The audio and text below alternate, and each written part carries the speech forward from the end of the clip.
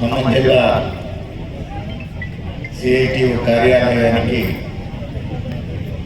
Comrade బిటి రణజీవి పేరు పెట్టడం ఒక ప్రత్యేకత ఉంది. రణజీవి అంటే ఎవరు, దాని వివరాలు చెప్పే ప్రయత్నం కామ్రేడ్ సాయిబాబు చేశారు. ముంబై బట్టల మిల్లు కార్మికులు పోరాడుతున్న సమయంలో ప్రాణాలకు తెగించి ఆ కార్మికులను ఉద్దేశించి ప్రసంగించే ప్రయత్నం చేస్తున్న బిటి రణజీవి పోలీసులు చెప్పుకుంటారు. సరెండర్ కాకపోతే కాల్చి పడేస్తారు. ఆ రోజు యూనియన్ పెట్టుకునే హక్కు లేదు, సమ్మె చేసే హక్కు లేదు, సంప్రదింపుల సమస్య లేదు. యాజమాన్యానికి వ్యతిరేకంగా కార్మికులు రోడ్డు మీదకి రావటం, అలాంటి కార్మికులకు నాయకత్వం వహించి నేను నడుపుతానని బిటి రణజీవి రావటమా, కాబట్టి కాల్చి పడేస్తామని చుట్టూ పోలీసులు తుపాకులు ఎక్కుపెట్టిన సమయం బిటి రణజీవి భయపడలేదు, సరెండర్ కాలేదు, పారిపోయే ప్రయత్నం చేయలేదు.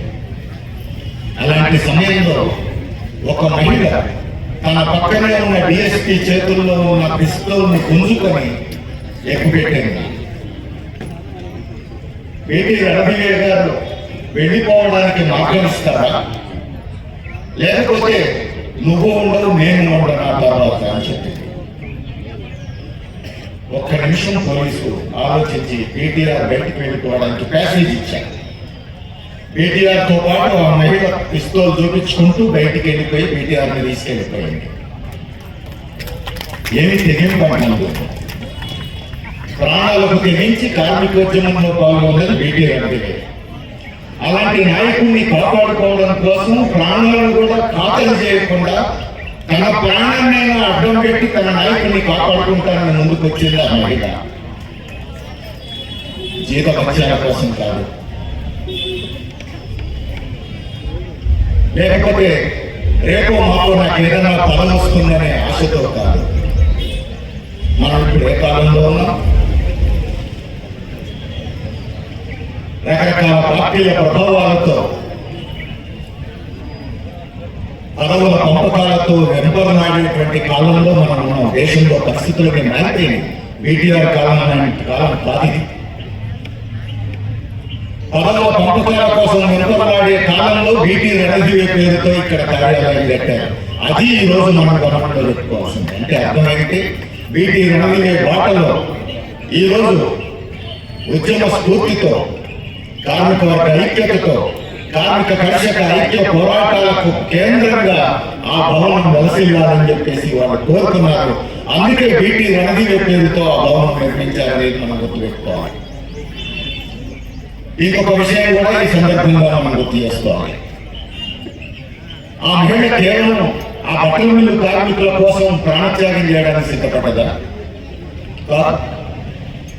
బిటి రణజీవి ఎర్రజెండా నాయకత్వంలో భారతదేశంలో స్వాతంత్ర్యం మాత్రమే కాదు, సోషలిజం రావాలని కోరుకుంటున్న నాయకుడు, ఈ సమాజంలో దోపిడీ అంతం కావాలని కోరుకుంటున్న నాయకుడు, తిండి, బట్ట, ఇల్లు, విద్య, వైద్యం సమస్యలు లేనటువంటి కష్టజీవులందరూ స్వతంత్రమైన జీవితం గడిపేటువంటి ఒక నూతన సమాజ నిర్మాణం కోసం పోరాడుతున్నటువంటి నాయకుడు. అలాంటి నాయకుడిని కాపాడుకోవడం కోసం నేను బతకపోయినా పర్వాలేదు, నా ప్రాణం పైన పర్వాలేదని ఎదురు తిరిగి నాయకుడిని కాపాడుకునే ప్రయత్నం చేసింది ఆమె. అంటే ఒక నవ సమాజ నిర్మాణం కోసం, సోషలిజం కోసం, ఎర్రజెండా నాయకత్వంలో ఒక విప్లవాన్ని సాధించేటువంటి లక్ష్యంతో ఆమె ముందుకు వచ్చింది అనేది మనం గుర్తుపెట్టుకోవాలి. అలాంటి బిటి రణజీవి బాటలో, అలాంటి బిటి రణజీవిని కాపాడుకోవడం కోసం ప్రాణాలకు సైతం లెక్క చేయకుండా ముందుకు వచ్చినటువంటి ఆ మహిళ బాటలో ఈ రోజు మనందరం నడవాల్సినటువంటి అవసరం ఉంది. భారతదేశంలో కూడా ఈ రోజు స్వాతంత్ర్యానికి ముందున్న పరిస్థితులు వస్తున్నాయని మనం చూస్తున్నాం.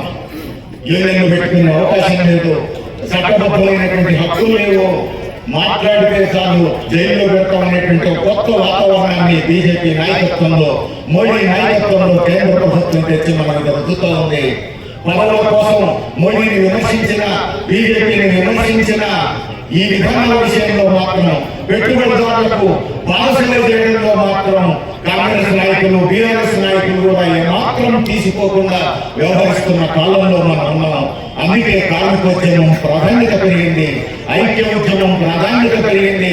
నవ సమాజ నిర్మాణం కోసం, సోషలిస్టు సమాజ స్థాపన కోసం మన సుదీర్ఘమైనటువంటి పోరాటం కొనసాగాల్సినటువంటి అవసరం ఉంది. ఈ సుదీర్ఘ పోరాటంలో జరిగేటువంటి ఒక మజిలి ఈ రోజు మనం ఇక్కడ పెట్టుకున్నటువంటి భవనం ప్రారంభోత్సవ కార్యక్రమం.